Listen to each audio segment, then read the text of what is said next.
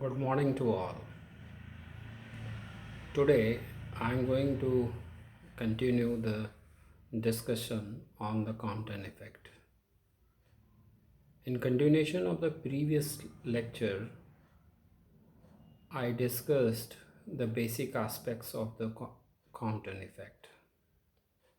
Now, in this lecture, I will try to establish the expression for the Compton effect. Let us continue.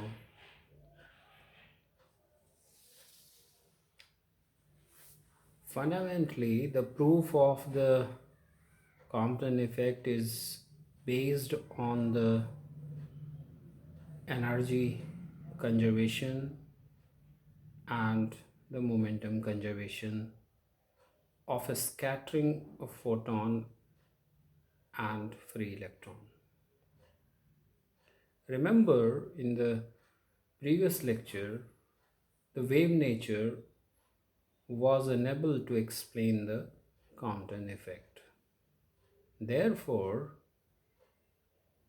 I am trying to discuss the particle nature of the radiation is used for explanation of Compton effect.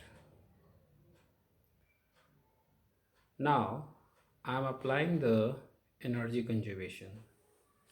Let's look the diagram where the energy of incident photon is capital E is interacting this free electron whose rest mass energy is m naught c square. It is scattered in the direction of theta with the energy E dash.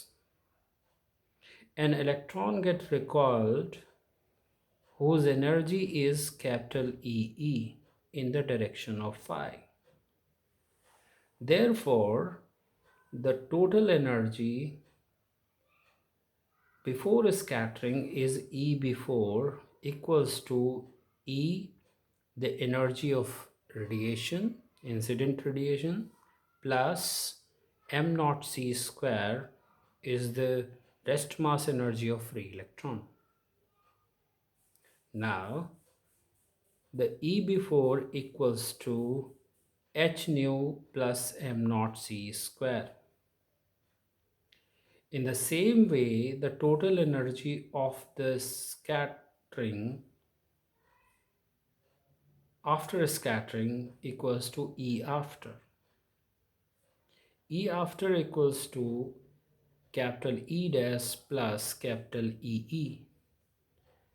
E dash is the energy of the scattered radiation, and whereas E is the energy of EE equals to of recoil electron, that is having capital EE equals to under root PE square, that is momenta of recoil electron, c square plus m naught square c raised to the power 4.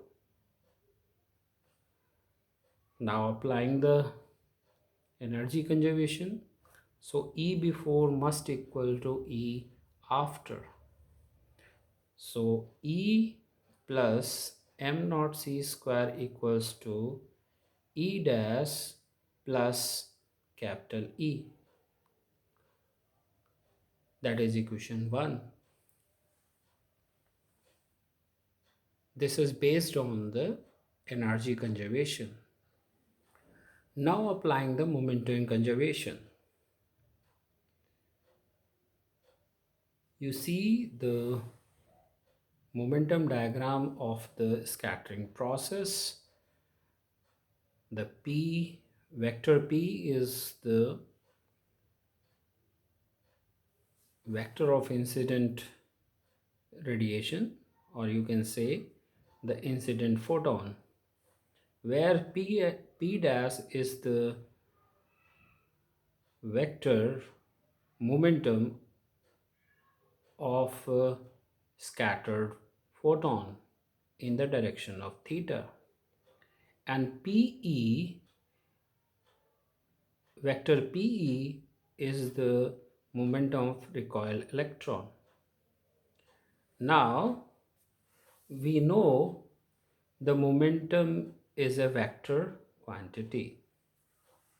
So we apply the momentum conservation as momentum, total momentum before must be equal to total momentum after. It is a vector equation. Now we know the momentum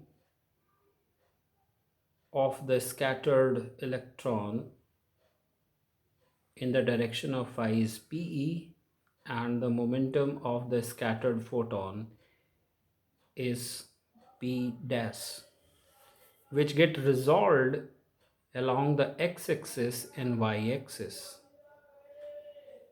When P dash is resolved in the direction of x, that is P dash cos theta, whereas in the direction of y, the P dash is sine theta.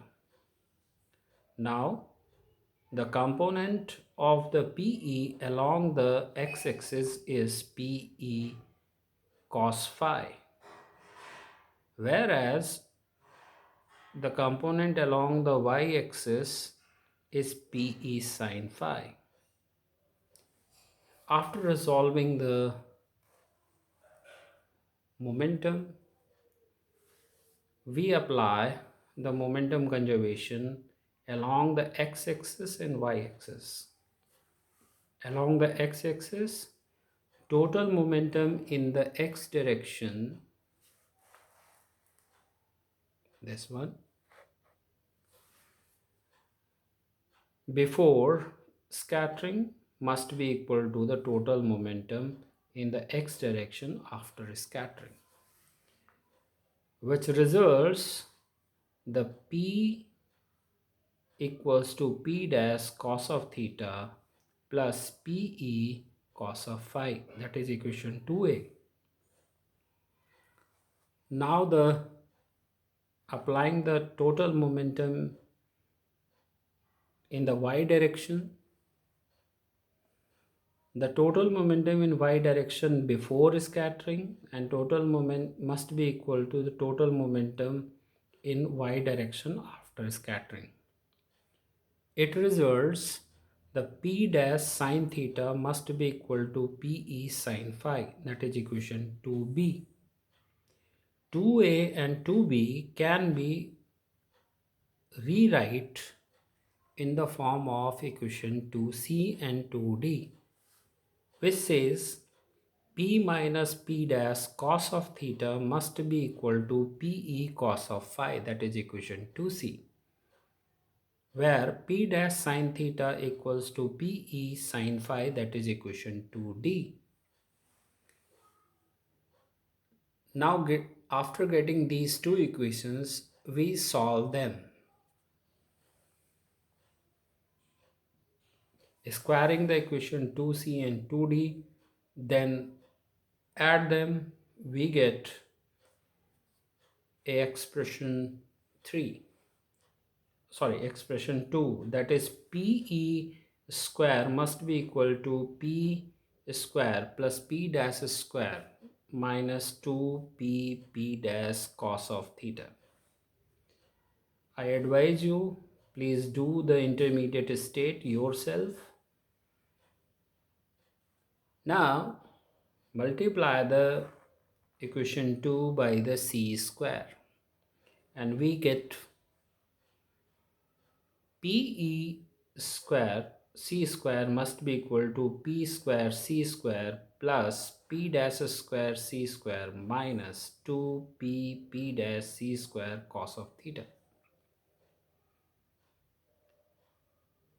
With use of the information which is provided to us, We know the E is equal to h nu, and nu can be written as hc upon lambda, where P is given by the de Broglie expression h by lambda. So E becomes Pc. In the same way, E dash become P dash C. Substituting these values in the expression, we get PE square C square equals to capital E square plus capital E dash square minus 2 capital E into E dash cos of theta. We also know from the total energy of recoil electron must be equal to capital EE equals to under root of PE square C square plus m naught square C raised to the power 4. Now squaring it, and we get the value of PE square C square must be equal to EE square minus m naught square C raised to the power 4, that is equation 4.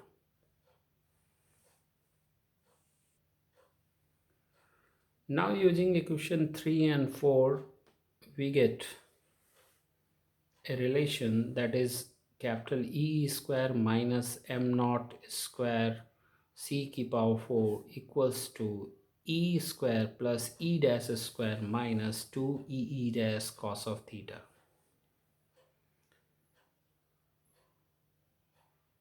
Now using the equation 1, we get the value of capital EE equals to E minus E dash plus m naught C square.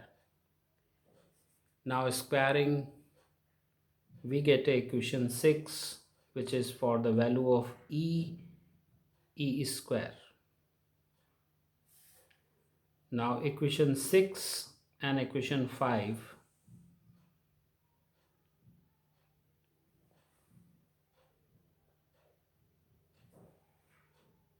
can be used to get, after solving the equation 6 and 5, we get a relation minus 2 dash plus 2 m naught C square bracket capital E minus capital E dash bracket close equals to 2 dash cos of theta. Now writing above equation and rearranging it, and we will get equation 7, which look like this: 1 by capital E dash minus 1 by capital E equals to twice 1 minus cos of theta bracket close over 2 m naught C square, where 2 and 2 is cancelled. This is equation 7.